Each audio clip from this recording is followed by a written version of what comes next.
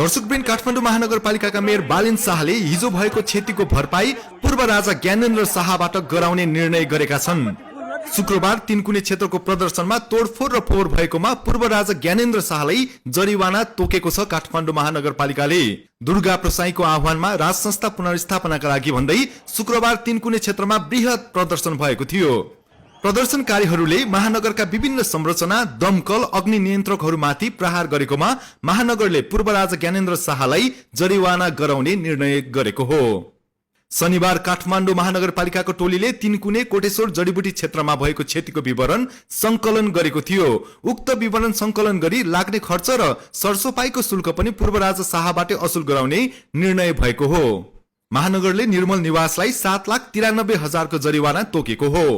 सरकारको क्याबिनेटको मन्त्री जगत गौचन यिनीहरूले चाहिँ मुलुकको लागि राम्रो काम गरेको हो। हामी चुप लाएर भन्न तयारै थियौँ हामी है। तर कतिपय व्यक्तिहरू यो पनि भन्छन् मन्त्री पूर्व मन्त्रीज्यू कि अब व्यवस्था होइन केही नेताहरू गलत छन्, तिनीहरूलाई फालो हुन व्यवस्था त ठिकै छन् भन्ने जमात छ नि, त्यसलाई चाहिँ कसरी तपाईँले प्रश्न पार्नुहुन्छ? तपाईँहरूलाई म के भन्न चाहन्छु भने अहिले त्यो फेज हामी नागिसक्यौँ हामी।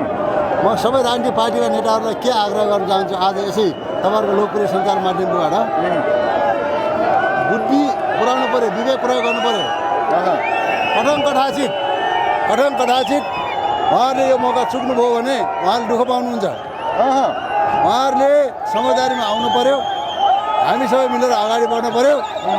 63 सालमा उहाँले गर्नुभएको जुन गल्ती छ त्यसलाई सच्याउनु पर्यो।